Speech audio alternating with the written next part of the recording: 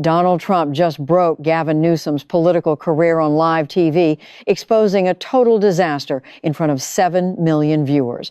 During a tense town hall in Bakersfield, California, Newsom came out swinging. He called Trump a convicted felon, a failed leader, and a threat to the country. Trump didn't blink.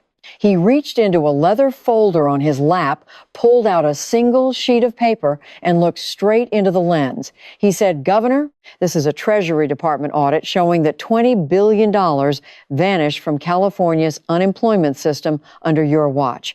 $20 billion. You want to talk about felonies? Let's talk about yours." Get ready, because you're about to see how the 45th president took apart the slickest politician in America using nothing but hard facts, math, and a street fighting instinct that no amount of hair gel or billionaire money can buy. Harris, what you need to understand about that night: Gavin Newsom walked into this room with a clear game plan. His strategy was to mock Trump's legal battles, tear down his record, brand himself as the future of his party, and walk away with the ultimate highlight reel for a presidential run. He had the hair, the smile, and his talking points memorized down to the comma. What he lacked, and what he's never had despite climbing the political ladder for 20 years on the backs of a billionaire oil dynasty, was a real answer for where $44 billion went. The event, billed as America's Town Hall, took place inside a converted agricultural expo center in Bakersfield, Kern County. This is the reddest pocket in the bluest state. The choice of venue was entirely on purpose. Bakersfield is rough oil, country, and farming territory. It represents the kind of working-class California that Newsom's San Francisco machine spent decades pretending doesn't exist. The crowd of 1,200 was split right down the middle. 600 tickets went to conservative groups, and 600 went through opposition channels. The result was a room that vibrated with hostile energy. Half the crowd came to cheer, half came to boo, and everyone wanted a fight. Newsom showed up first, stepping out of a black SUV wearing a navy suit with no tie, top button undone. It was the exact California casual look that his image consultants spent years perfecting. He shook hands with the moderator, waved to his fans, and sank into his seat with the ease of a guy who's done 1,000 TV interviews and never been caught without a script. Trump arrived 12 minutes later, fashionably late, holding a leather folder that looked heavier than a brick, with a red marker clipped to his jacket pocket. He nodded to the crowd, pointed at a man wearing a MAGA hat, and sat down without even looking at or shaking hands with Newsom. On the table between them sat 2 water glasses, 2 microphones, and the wreckage of a political career that was about to burn to the ground. The moderator opened with standard questions about the economy. Newsom spoke first, smooth and rehearsed. He rattled off job stats, GDP growth, and bragged about California being the 5th largest economy on the planet. Trump fired back with inflation numbers and border stats, keeping his answers punchy and direct. Then the moderator turned the floor over for direct back and forth. Newsom leaned forward, jumping on the opening head rehearsed for weeks. "Mr. President," or should I say former president, "let me be direct with the American people. The man sitting across from me is a convicted felon. He tried to overturn a fair election, incited a mob to attack the Capitol, and has been indicted by grand juries. He was convicted by a jury of his peers, yet he sits here tonight acting like he has the moral high ground to question anyone." Newsom's supporters erupted into cheers. He raised a hand to quiet them and pushed harder. "You're a failed leader who left this country in a crisis. You're a threat to democracy, and with all due respect, which given your record isn't much, you have no business questioning how the greatest state in the nation is run." He leaned back in his chair, fixed his cuffs, and locked eyes with Trump. He had this satisfied look, like a guy who thought he just landed a knockout punch. Trump reached for his glass, took a slow sip of water, put it down, and opened his folder. He looked over at Gavin Newsom with the kind of look A guy who builds skyscrapers gives to a guy who can't even keep a sidewalk clean. Trump muttered, "Are you finished, Governor?" Newsom raised his eyebrows. "I have plenty more to say." "I'm sure you do," Trump cut in. "You always do. You talk more than anyone I've ever met, but you say absolutely nothing. But tonight, we're going to talk about something you hate. Numbers. Real numbers. The kind with dollar signs in front of them and a lot of zeros behind them. Because, Governor, I've been looking into your record, and I've got to tell you, I've seen corporate bankruptcies that were run better than the state of California. Trump pulled the first paper from his pile and held it up for the cameras. Let's start at the beginning. Who is Gavin Newsom? Because the story you tell the voters and the reality on paper are two very different things. Trump tapped the paper with his red marker. Governor, you tell people you're a self-made man, a kid who grew up tough, delivered papers, bus tables, and chased the American dream. He looked up over the paper. It's a nice story. I love a good story. I tell great stories myself, but yours has a hole in it. He flipped to a page marked with a red tab. Your dad, William Newsom III, very fancy name, was the personal lawyer for Gordon Getty. Yes, Gordon Getty, folks, Trump said, turning to the crowd. For those watching at home, the Gettys are one of the richest families in human history. Pure oil money, billions. Jay. Paul Getty was once the richest man on earth, and Gavin's dad was their lawyer.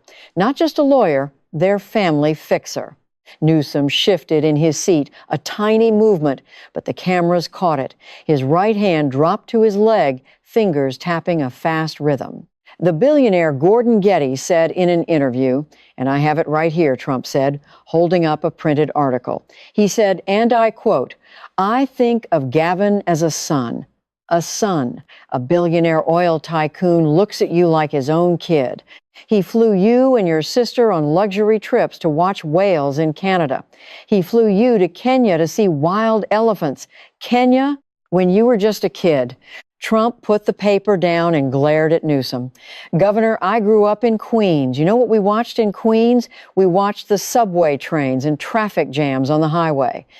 Nobody flew us to Africa to look at elephants. A wave of laughter broke out from the right side of the room, while people on the left shifted around, looking uncomfortable. And then, this is the part that gets me, Trump kept going. Right out of college, you launch a wine company called Plumpjack. Kutename. Who paid for it? Trump pulled out financial sheets. The Gettys, Gordon Getty and his family, gave you the seed money for Plumpjack. A billionaire oil family bankrolled your first business, and you call yourself self-made? Newsom leaned into his mic, his fake smile looking pretty tight. I've always been open about my background.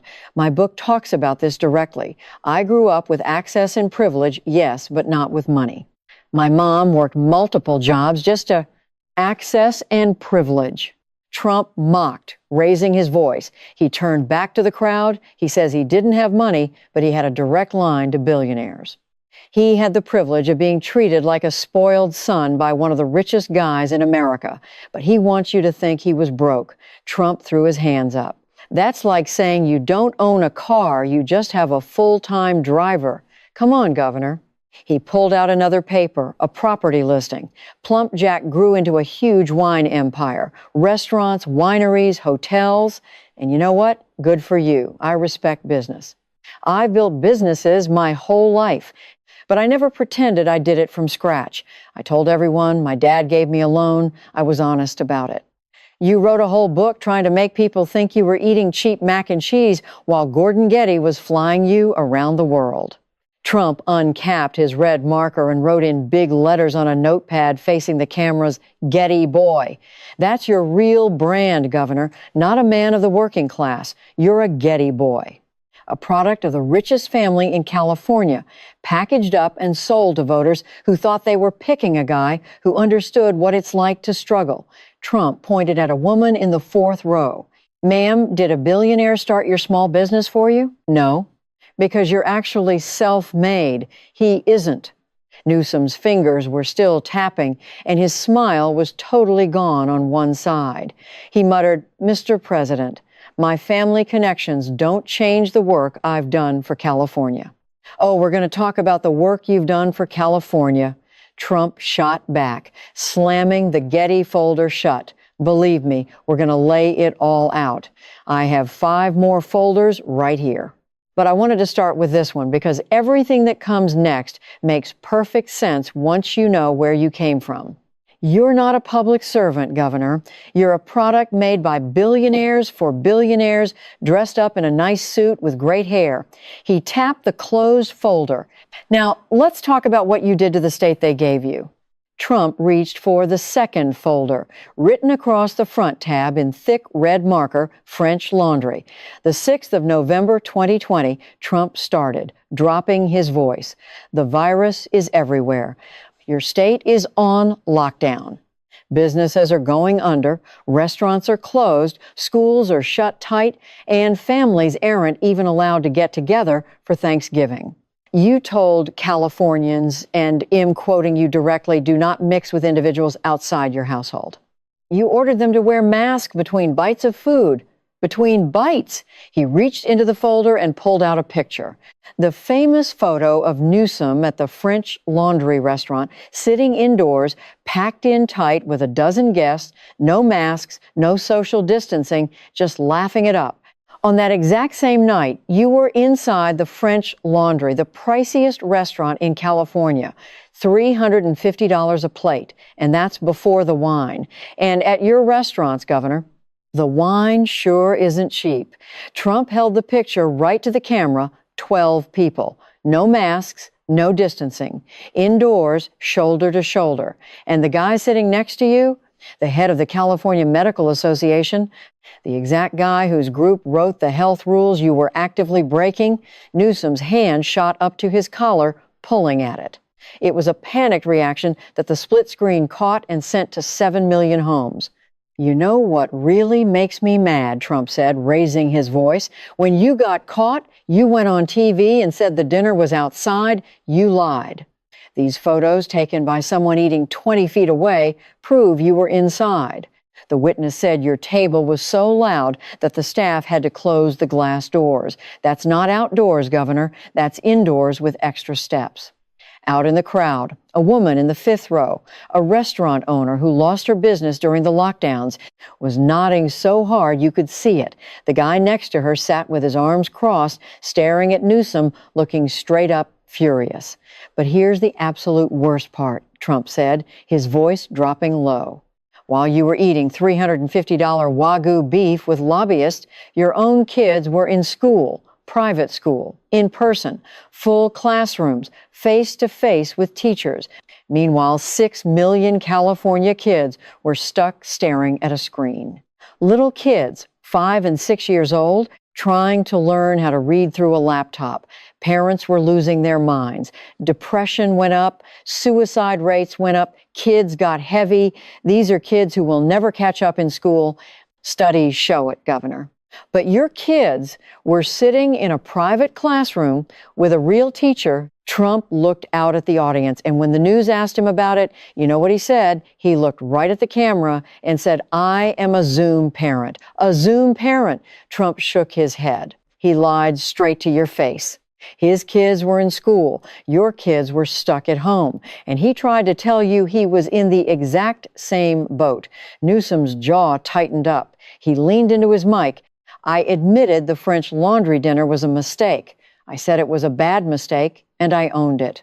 A bad mistake, Trump laughed. That's what you say when you forget to pick up milk at the store. When the governor of the biggest state in the country breaks his own laws, ruins everyone else's life, and runs off to a fancy restaurant that costs more than most people spend on food in a month while sitting next to the guy who wrote the rules, that's not a mistake. That's disrespect. That's a guy who thinks the rules are only for the little people. He slapped the photo down on the table. A federal court actually ruled that your school closures violated parents' constitutional rights, the 14th Amendment, due process. A judge said you broke the Constitution and you just brush it off as a bad mistake. Trump grabbed his red marker and wrote 2 words on his pad, French Laundry. 2 things we know about Governor Newsom so far tonight, folks. He was built by billionaires, and he thinks the rules don't apply to him. Now let's talk about what happened to your money, Trump said, picking up the 3rd folder. It was thick, and he needed both hands to lift it. He dropped it on the desk with a loud thud. This one's going to take a minute, Trump warned, because the numbers sound completely fake. They aren't fake. I wish they were, but they're real, and it's your money. He pulled out a Department of Labor report and a paper from the California State Auditor, California's Employment Development Department. The Unemployment Office, Governor. During the crisis, millions of good people lost their jobs. They filed for unemployment. It happens everywhere. The federal government sent money to every state to cover it. Trump waved the auditor's report in the air. Your team paid out at least $20 billion in fake claims. $20 billion. Some people inside say the theft is closer to $30 billion, and others say $55 billion went out the door to scammers. He took the cap off his marker and wrote the number on his pad, $20 billion. That's $20 billion, folks, with a B. Just to put that in perspective, that's more than the entire yearly budget for the state of Mississippi. Newsom reached for his water, took a quick sip, put it down, and immediately grabbed it again. And you want to know how this happened? You want to hear what the state auditor actually found? Trump read from the page. Your department had exactly 2 people assigned to manually check the whole state for fraud. 2 people. In a state with 40 million people during the biggest job crisis in modern history, you had 2 guys checking to see if the claims were real. He held up another paper. Hardened criminals sitting in state prisons were filing claims. Guys locked up in San Quentin, guys in Folsom Prison. Inmates were filing for unemployment and getting checks because your team didn't bother to check the unemployment list against the prison records. That's not just a slip-up. That's pure negligence. On the left side of the room, a Democratic voter just stared at the floor while a woman next to her scrolled through her phone, finding news articles backing up the numbers. Fraud rings in Romania were filing California unemployment claims on Facebook. They'd hang out in parks in Southern California, fill out fake forms, and your system approved them right away because your people turned off the security filters to make the lines move faster. Trump locked eyes with Newsom.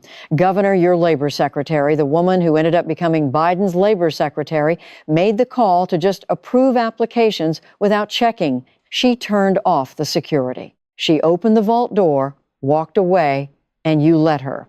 Newsom tried to defend himself, his voice sounding a little shaky. Every state in America dealt with unemployment fraud during the pandemic. This was a nationwide issue. Trump's voice filled the room. California lost more money than the next 5 states put together. Don't try to tell me every state dealt with this. Texas handled it. Florida handled it. Your state lost $20 billion because you hired people who shut off the alarm system. That's not every state. That's your state, your hires, and your mess. He didn't give Newsom a chance to jump back in. He pulled out a fresh stack of papers, the California State Auditor's April 2024 report on homelessness. Now, let's add another bill to the tab, homelessness. California has 171,000 homeless people. That's 30% of the entire homeless population of the United States, all packed into your state. And you want to know how much money you blew failing to fix this? He wrote another number on the pad, $24 billion. $24 billion over 5 years. And the result? Homelessness went up by 32%. You spent $24 billion of taxpayer cash, and the problem actually got worse. Trump looked at the crowd. If I ran a business like that, if I spent $24 billion and got a 32% worse result, I wouldn't just be fired. It'd be investigated, dragged into court, and slapped on the front page of every newspaper. He held up the report. But here's the kicker. The state auditor, the one you picked, said that California didn't even collect the data to figure out if that $24 billion did anything at all. You didn't track it. You spent $24 billion and lost the receipts. Trump dropped his voice, making it sound even heavier. And when a local congressman asked for an audit back in 2020, you know what you did, Governor? You killed it. You stepped in and blocked the investigation. You didn't want anyone looking at the money. And then, when the audit finally got pushed through in 2024 and proved you had no idea where the billions went, a bipartisan bill passed making you track the spending. And you know what you did? He stared right at Newsom. You vetoed it. You vetoed the bill that basically said, please keep track of the public's money. Who vetoes transparency? Who blocks basic accountability? A guy who's scared to death of people finding out where the money went. Trump grabbed his marker and added the numbers up $44 billion. $44 billion just gone, completely lost under one guy's watch. He held the notepad up, and this guy wants to be president. He wants to do to America what he did to California. Folks, we can't afford it. We literally won't survive this guy. Newsom's eyes drifted away from Trump, staring off into space like a politician doing damage control in his head, realizing he couldn't defend the math. Trump slammed the file shut and opened the fourth folder, marked in red ink donors. Governor, you love standing on stages talking about looking out for the little guy, fighting for the working class, pushing a $20 minimum wage. It's great PR. Slick commercials. I've seen them. He pulled out a paper. But let's look at what happens when your rich donors are on the other side of the table from those workers. He held up a news article. Assembly Bill 1228. Your big fast food minimum wage law forcing a $20 an hour rate for fast food workers. You signed it, threw a press conference, and smiled for the cameras. Trump paused and grinned. But buried in the fine print of that law, there's a very specific loophole. Any restaurant that bakes fresh bread and sells it as a standalone item doesn't have to pay the $20. He looked at Newsom like he was confused. Now, who do we know that runs a restaurant chain that bakes bread and sells it as a standalone item? Who gets to use a crazy loophole like that? He pulled out another paper. Greg Flynn, a billionaire who owns 24 Panera bread spots in California. Panera, the chain that bakes bread, the chain that gets a pass on your wage hike. Trump spread campaign finance records across the desk. Greg Flynn gave over $220,000 to your campaigns. He went to the exact same high school as you, Redwood High School. News outlets reported that you fought behind closed doors to get that bread exemption in there. You wrote a loophole for your high school buddy who handed you $200,000. He turned back to the crowd. So let me get this straight.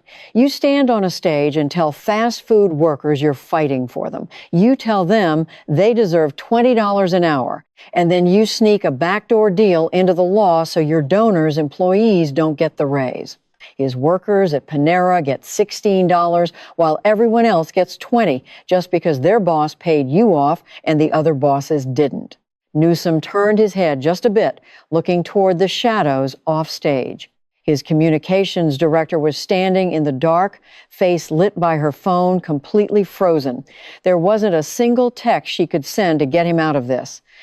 But the dirty donor money doesn't stop at Panera Bread. Trump kept going, digging into the folder.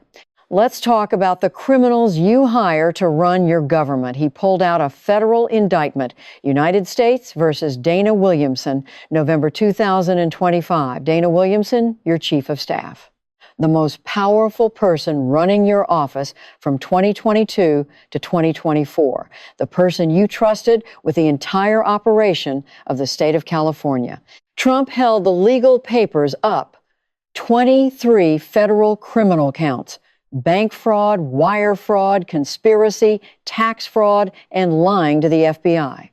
She drained $225,000 out of a dead campaign account. She claimed $1,700,000 in fake business expenses on her taxes, including a $15,000 Chanel bag, private jets, and a $170,000 birthday trip to Mexico. He dropped the papers on the desk. And in May of this year, just 2 months ago, she pled guilty. Your chief of staff pled guilty to federal fraud. Trump leaned forward, resting his elbows on his knees, looking straight into Newsom's eyes. Governor Ive hired thousands of people. When one employee turns out to be a crook, that's bad luck. But when your chief of staff, the person running your day-to-day operation, gets busted for fraud, that's not a staffing issue. That's a judgment issue. That's a character issue. That tells everyone exactly what kind of ship you run. Newsom's voice sounded thin, his deep TV voice turning defensive and nasal. Dana Williamson's actions were on her. I had no idea or involvement in her financial. She sat right outside your office. Trump cut him off. She made decisions in your name. She signed documents for you for 2 years while she was stealing money the whole time. Either you knew what she was doing and let it slide, or you were totally clueless. Pick one, Governor, because you don't get a third option. He wrote on his notepad, Panera exemption, chief of staff guilty. The pattern is obvious, folks. It's clear as day.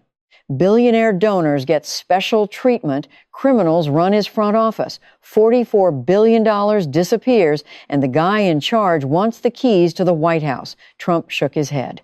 Not happening.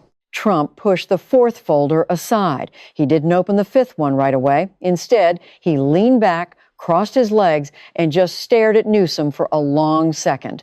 The whole room felt the vibe change. It went from a policy debate to something deeply personal. The camera crew tightened up on both their faces for the split screen. Governor, you've spent tonight attacking my character, Trump said, his voice quiet and calm. Convicted felon, failed leader, threat to democracy, the usual hits. So let's talk about character. Let's talk about yours. He opened the fifth folder, 2007.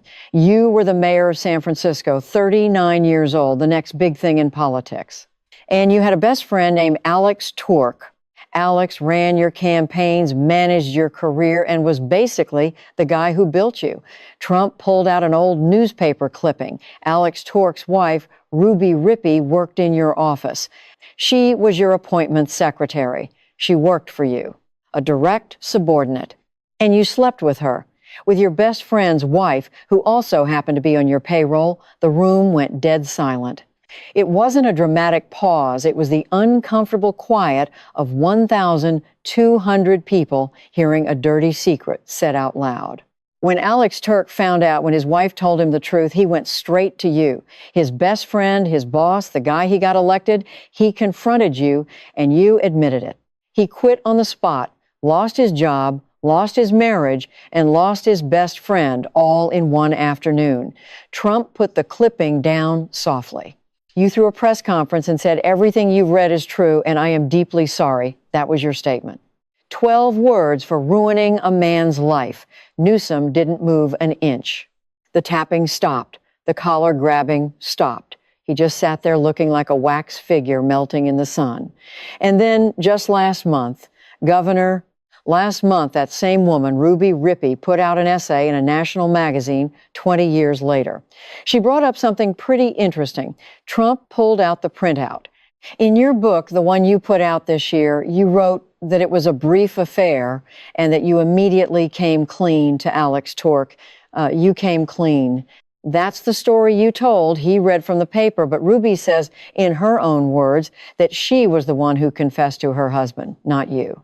And then you took credit for it in your book 20 years later, so you'd look like the good guy.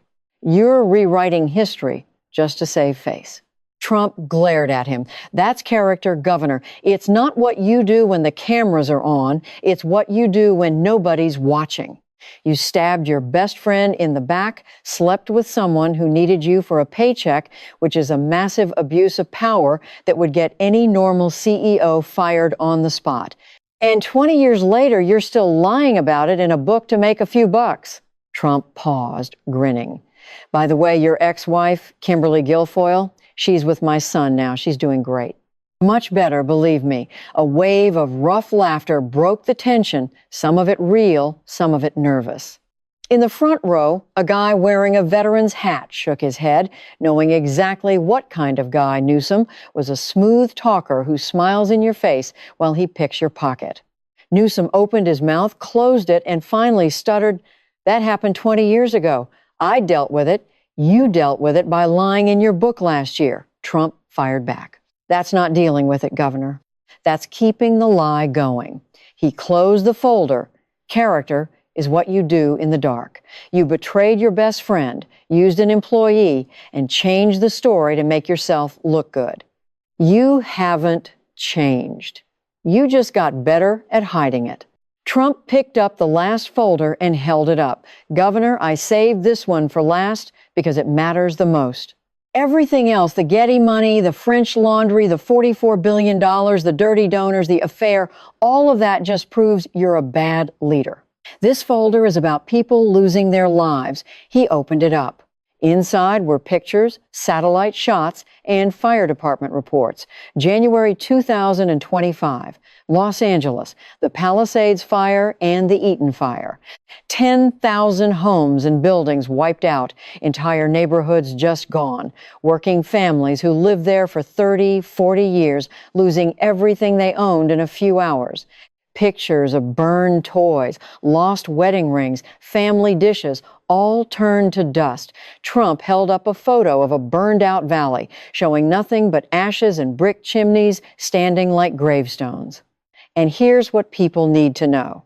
6 months before these fires hit, Governor Newsom signed a budget that cut $11 million straight out of wildfire prevention programs. He read from a state report. $5 million cut from teams that clear out dry brush. $28 million cut from groups that manage wildfire zones. $12 million taken from a program that protects homes from fires. $8 million cut from fire research. He dropped the report and grabbed another paper. And the Santa Ynez Reservoir, which holds 117 million gallons of firefighting water, was empty and offline because your people didn't do the maintenance. Nobody even bothered to fix it. The fire departments didn't even know there was no water until they hooked up their hoses.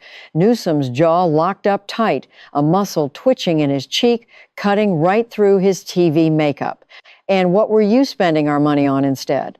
Trump pulled out the budget sheets, $14.7 billion pushed into electric car subsidies, $80 million given out for climate action through nature-based solutions. You blew $80 million on a buzzword while real nature burned your state to the ground because you didn't clear the dead brush or fill the water tanks. He looked at the crowd. A woman in the 7th row was crying, the kind of quiet tears from someone who lost her home, watching the guy responsible try to explain it away. And where were you, Governor, while the state was on fire? He'll tell you where he was. He was in Davos, Switzerland, at the World Economic Forum, giving speeches about climate change to European billionaires while his own people ran for their lives. He shook his head. You can't make this stuff up. His state is literally burning, and he's in Switzerland drinking champagne and talking about carbon. Trump took the cap off his marker one last time. He drew a thick line under everything on his notepad and wrote 2 words at the bottom: total failure. People are leaving, Governor. They're packing up and getting out in huge numbers. Middle-class families, big companies. Oracle left, Tesla left, Hewlett-Packard left. They packed up and went to Texas, Florida, and Tennessee, anywhere that isn't your California. You know what that is? That's a report card, and you're getting a straight F. He turned to face Newsom. You inherited the 5th biggest economy in the world. It used to be the 4th, but it dropped to 5th with you in charge. Even your best talking points are shrinking. Newsom tried one last time to take back the room. He leaned into the mic, trying to find that smooth debate voice that usually works for him. California consistently leads this nation in job creation, in tech innovation, and in serious climate action. California leads the nation in homelessness, in the highest cost of living, in people packing up and leaving, and in losing $44 billion of taxpayer money, Trump shouted over him. You can cherry pick your fake stats all night long, Governor, but the real people sitting in this room and watching at home don't live inside your little charts. They live in your state, and they're hurting. He closed the last folder, stacked all 6 inches a neat pile, and set them on the desk like a wall. Governor Newsom, you came out here tonight to attack me, and I get that. That's what politicians do. But you made a huge mistake attacking a guy who brought the receipts. You attacked a guy who actually does his homework. You attacked a guy who builds things for a living. Real buildings, real businesses, real jobs. You don't build anything. You build press conferences, you build talking points, and you build a nice head of hair, but you haven't built a single thing that actually helps the people of California. Trump stood up. You want to run for president? God help us if that ever happens, because 40 million Californians have already seen what you do when you're in charge, and they're running for the exits. He turned to the crowd and waved. Folks, it's been a pleasure. Thanks for coming. Thanks for listening. And to the real California, the hardworking families, the farmers, the small business owners who play by the rules, you deserve way better than this. He pointed at Newsom without even looking at him. You deserve so much better than this fraud. Trump picked up his 6 folders, tucked them under his arm, and walked off the stage. Behind him, Gavin Newsom sat frozen in his chair, the split screen showing his shocked face to 7 million viewers. The confident smirk was gone. The smooth exterior was completely wrecked. The hair was still perfect, but everything underneath it had been exposed, tagged, and trashed. He showed up in Bakersfield to kick off a presidential run. He walked away with the autopsy.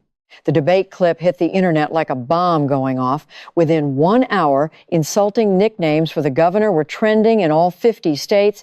Within 2 hours, pictures of Trump's notepad showing the missing $44 billion, the French Laundry dinner, and the Panera loophole were screenshotted, printed on T-shirts, and shined onto the side of the Capitol building in Sacramento by some guy with a massive projector.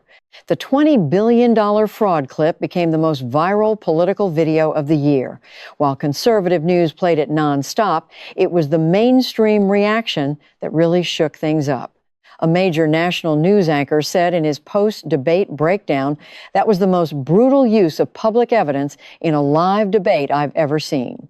He pointed out that Trump basically just used official public records, state auditor reports, and Newsom's own financial papers.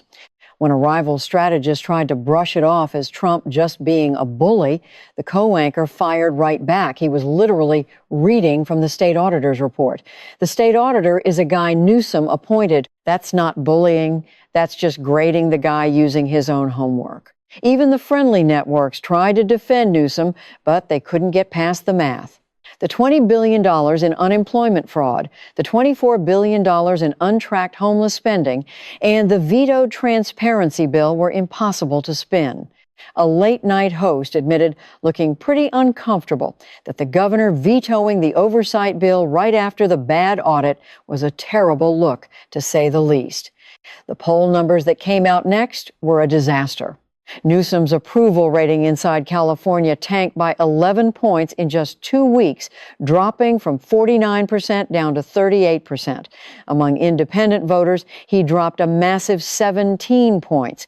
Among voters under 35, a group he always thought he owned, he dropped by 14 points. For the first time in his political life, Newsom was underwater in his own state. Nationally, the 2028 race flipped overnight. Betting markets that had Newsom as a top guy dropped him from second place down to seventh. Donor calls, which keep campaigns alive, basically stopped. 3 big money fundraisers who were gearing up for a national launch took their millions and backed a Midwestern governor instead. A Silicon Valley investor told a news outlet off the record the town hall didn't just hurt Gavin. It killed his whole story. You can't run for president as a smart executive when someone just proved to the whole country that $44 billion went missing on your watch. The political establishment's reaction was expert-level backstabbing. When asked about the debate disaster, a heavy-hitting congresswoman just said all governors should be ready to account for public spending. That's basic governance. In Washington, that one sentence was basically a eulogy. Other rising stars tweeted, weak support but completely ignored the fraud allegations. A progressive senator put it out there. If these numbers are real, they represent a massive failure of oversight that demands a federal investigation right now. The legal wheels started turning. The House Oversight Committee, who were already looking into California's pandemic funds, sent out new subpoenas for the governor's office emails. They wanted messages from March to August of 2020, the exact time the fraud filters were turned off.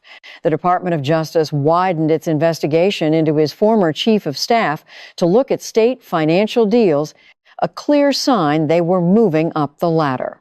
California's Attorney General, feeling the heat, announced a review of the Panera Bread exemption, checking to see if that loophole was a dirty trade-off for campaign cash. Newsom's official response dropped 3 days after the debate, which is a lifetime in politics. His media guys put out a slick 4-minute video shot inside the governor's office.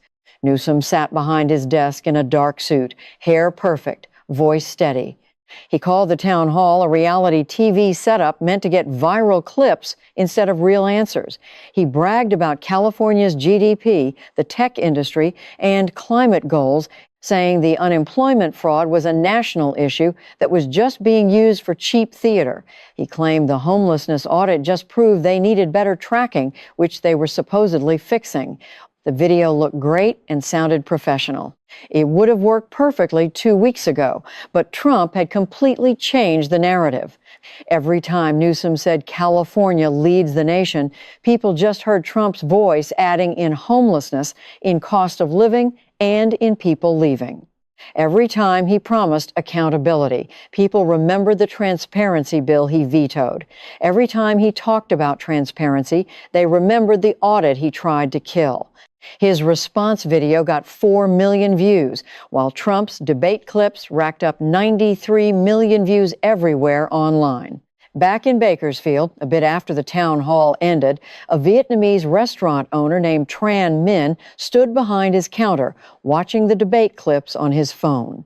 6 years ago, he ran a packed noodle joint on Chester Avenue with 20 tables and a full staff. He signed the lease feeling like his American dream was right on track. During the pandemic, Newsom's strict lockdowns forced him to keep his dining room closed for 11 straight months. He barely got by on takeout orders and his life savings.